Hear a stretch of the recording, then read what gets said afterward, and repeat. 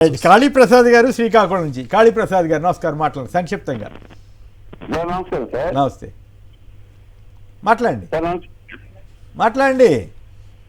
Sir అదే ఇప్పుడు మన జగన్ గారు మన ప్రభుత్వం ఏది చేసి మనం చెప్పుకోలేకపోయినాం సార్. అది మన దౌర్భాగ్యం. మరి దానికి మనం చేయలేకపోతున్నాం సార్. సరే కానివ్వండి, అదే దాని గురించి అయితే ప్రత్యేకించి ఫోన్ చేసి మరీ చెప్పడం ఎందుకు మిత్రమా. వీళ్ళు ఈ సబ్జెక్టులు ఏ అంశాల మీద చర్చిస్తున్నామో వాటి గురించి దయచేసి మాట్లాడడానికి ప్రయత్నించండి. సుబ్రహ్మణ్యం గారు కొత్తగూడెం నుంచి. సుబ్రహ్మణ్యం గారు నమస్కారం, మాట్లాడండి.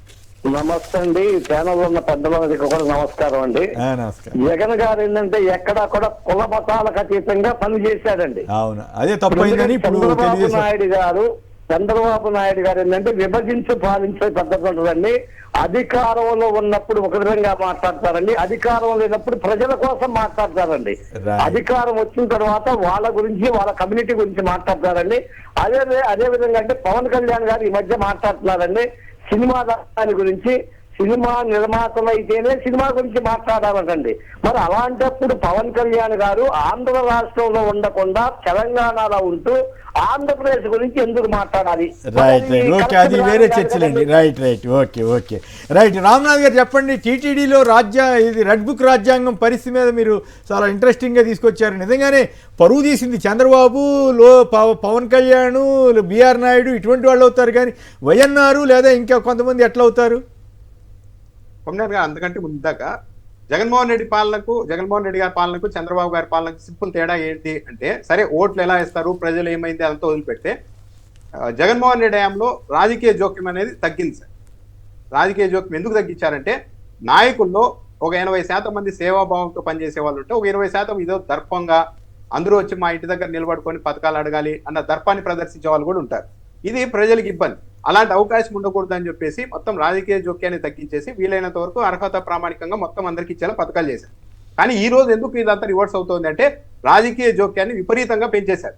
ఏకంగా ముఖ్యమంత్రి గారు అధికారుల సమావేశాల్లోనే చెప్తున్నారు, ఇది పొలిటికల్ గవర్నెన్స్, మీరు రాజకీయ నాయకుల మాట వినాల్సిందే అని చెప్తున్నారు. దాంతో పాటు నేను కామెంట్ చేశాను, ఇది రాజకీయ పాలన కాదు రాక్షస పాలనగా మారింది, మీకే ప్రమాదం అని కూడా నేను అభిప్రాయపడ్డాను. అవును, కుప్పంలో డైరెక్ట్ చెప్తున్నారు ఒక ఆయన విలేకరి, సార్ మీ పార్టీ వాళ్ళు జెండాలు కప్పుకొని మరి అధికారుల సమావేశాలకు వెళ్తున్నారంటే కార్యకర్తలు, దాన్ని కొంతమంది అధికారులు అభ్యంతరం చెప్తున్నారంటే, అలా అభ్యంతరం చెప్పడానికి లేదు, పొలిటికల్ గవర్నెన్స్. అసలు వీళ్ళు పోయి ఏమన్నా మమ్మల్ని గెలిపించారా అధికారులు? ఏమైనా మా తెలుగుదేశం పార్టీ కార్యకర్తలు సూపర్ 6 అంటే జనాల్లోనికి వెళ్ళి నమ్మించి ఓట్లు వేయించారు అని చెప్తున్నారు. అవును, కాబట్టి మళ్ళా నేను వీళ్ళతోనే వెళ్ళాలి, కాబట్టి అలా అడ్డుకోవడానికి ఏ అధికారికి వీలు లేదు, చాలా సీరియస్ గా ఉంటాం ఏ అధికారైనా మా పార్టీ కార్యకర్తల్ని అడ్డుకుంటే.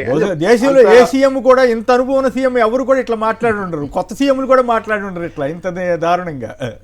అంటే సుదీర్ఘ అనుభవంలో చివరకు ఇది తెలుసుకున్నారేమో అనిపించింది, బాధాకరం. ఎప్పుడైనా కానీ రాజకీయ జోక్యం పెరిగిందంటే ఇంకా ఆటోమేటిక్ గా ఇప్పుడు చెప్పండి, ప్రొఫెసర్ నాగేశ్వర గారు చంద్రబాబు గారి మనోభావాలను దెబ్బతీసినట్లా కాదా? కేవలం టీటీడీలో చంద్రబాబు గారు దెబ్బతీసినట్లా కాదా? పవన్ కళ్యాణ్ గారు దెబ్బతీసినట్లా కాదా? కేవలం వైఎన్ఆర్ అనే జర్నలిస్ట్ మాత్రమే దెబ్బతీసినట్లా? రెడ్ బుక్ రాజ్యాంగం టీటీడీలో ఎందుకు వచ్చింది? మరి ప్రొఫెసర్ నాగేశ్వర మీద కూడా కేసు పెడతారా, నా మనోభావం దెబ్బతీశారు, నేను హైదరాబాద్ గడితే ఆయన కట్టలేదు అంటున్నాడని చెప్పి? ఇప్పుడు ఒక ఫేజ్ అయిపోయింది కొమ్మినేని గారు వాళ్ళకి. ఇప్పుడు ఎక్కడ తెలుగుదేశం పార్టీ ప్రభుత్వానికి ఇబ్బంది వచ్చింది అంటే, కొంతమంది దురదృష్టం కొద్దిగా తెలుసో తెలియకో కొందరు బూతులు తెచ్చింటారు, వాళ్ళందరినీ కేసులు పెట్టి వాళ్ళని వేధించడం అయిపోయింది. ఇక నెక్స్ట్ ఫేజ్ లో ఉండే వాళ్ళు చాలా పొలైట్ గా. మళ్ళీ అట్ ది సేమ్ టైం ఇంకో పాయింట్ అండి, టీటీడీ తెలుగుదేశం తరఫున బూతులు తిట్టిన తోలికి వెళ్ళలేదు మళ్ళీ. అది కూడా ఉంది కొమ్మినేని గారు, మీరు చెప్పింది నిజం. ఇప్పుడు పొలైట్ గా నీట్ గా సబ్జెక్ట్ చెప్పి ప్రజల్ని అవేర్నెస్ చేస్తున్నారే, మరి వీళ్ళని కంట్రోల్ చేయడం ఎలా అని చెప్పి కాచుకొని ఉన్నారు. ఒక్క మాట తేడా మాట్లాడితే ఏదో ఒక కేసు పెట్టాలి. ఇప్పుడు వైఎన్ఆర్ గారి మీద అది జరిగింది, ఆయన ఏం అసభ్యకరంగా మాట్లాడలేదు, ఏం లేదు, అది చెప్పింది కూడా నిజం. ప్రోటోకాల్ ఉంది ఆయనకి క్యాబినెట్ హోదాలో, కానీ ఆ దర్శనానికి వెళ్ళకుండా మామూలు క్యూ లైన్ లో వెళ్ళారు, ఇది కరెక్ట్ కాదని చెప్పారు.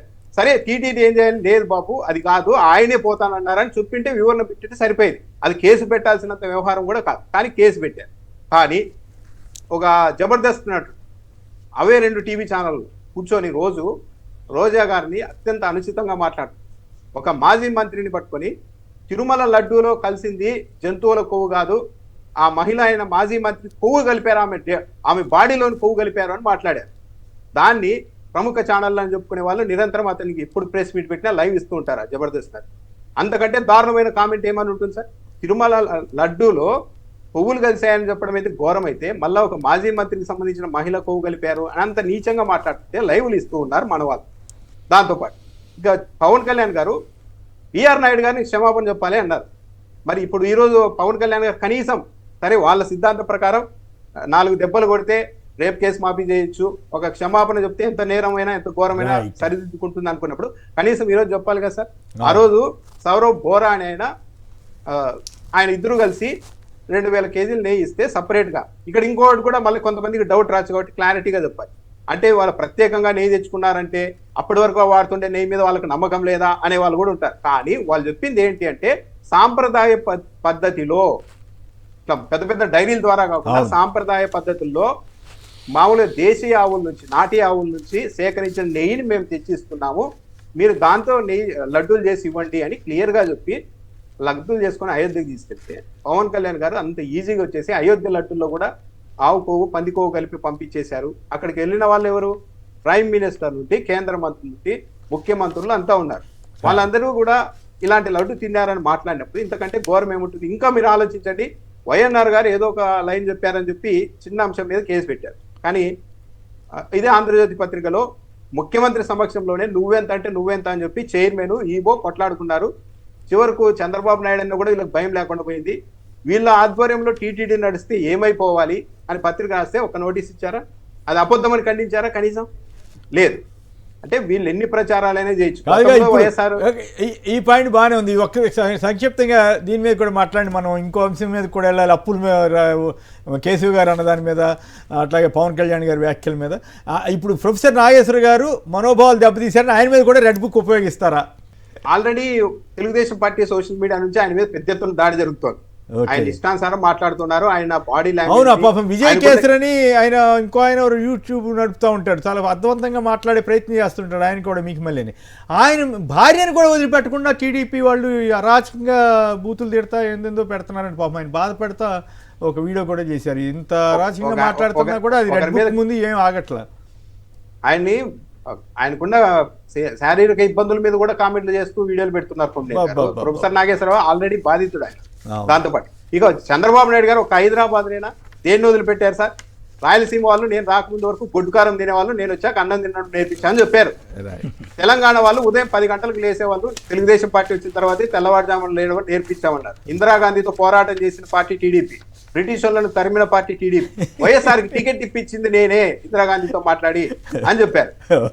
ఇంకా చెప్పాలంటే ఒక పుస్తకంలో రాశారు వాళ్ళే, ఎన్టీఆర్ గారు టికెట్ ఇవ్వడం పైన రివ్యూ చేసేటప్పుడు పోయి వ్యతిరేకించడం అంటే ఇతను గొద్దు టికెట్ ఇతను గొద్దు అని. లేదు నేను ఇచ్చేదే అని ఎన్టీఆర్ గారు టిక్ మార్క్ వేయంగానే ఓకే చెప్పగానే బయటకు వచ్చి నీకు టికెట్ ఇవ్వకూడదని చాలా మంది ప్రయత్నం చేశారు, నేనే టికెట్ ఇప్పించాను, జాగ్రత్తగా పని చేసుకో, అది మనసులో పెట్టుకో అని చెప్పే వాళ్ళని పుస్తకాల్లోనే రాశారు.